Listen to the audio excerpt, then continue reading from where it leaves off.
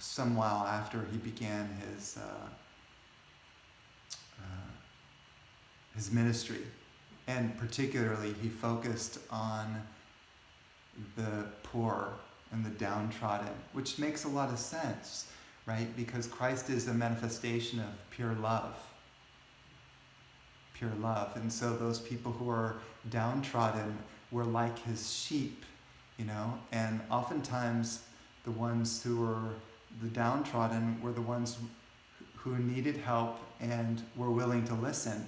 So they would be attracted because they had heard that he had done miracles, so they would gather around, and one by one, he and his wife, Mary Magdalene, would heal these people of diseases that would be impossible to heal.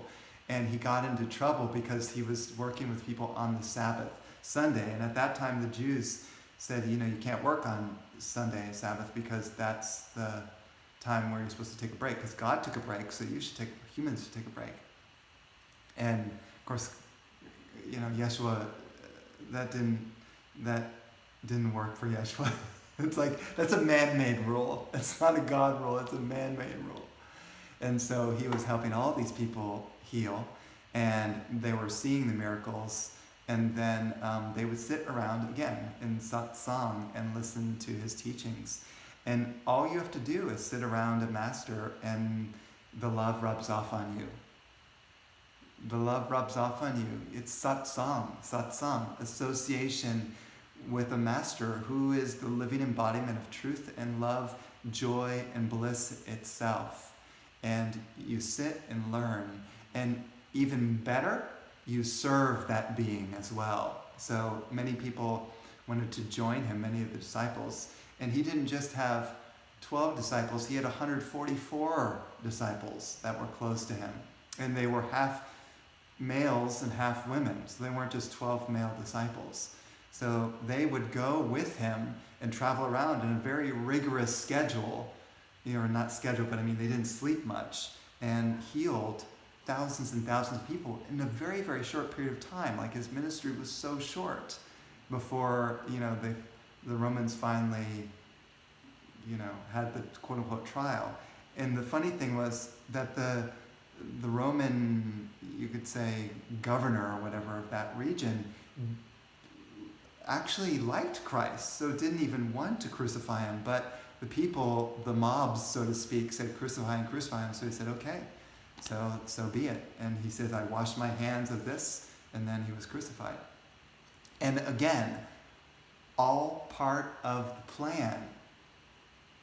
Christ knew all along that this was going to happen. And that's even more astonishing, that he could be in such love and service and peace, where even the people around him were close to him, all the disciples were quite agitated by what was coming to a head, where his body was going to be crucified. But again, if you don't identify with the body, if you're beyond that, then what worry is there?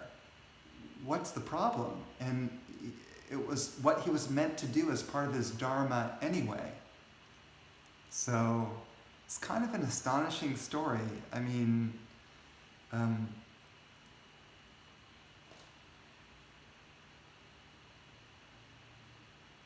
His role in being here now, because he is here, is to awaken your Christ inside you. This is his only purpose.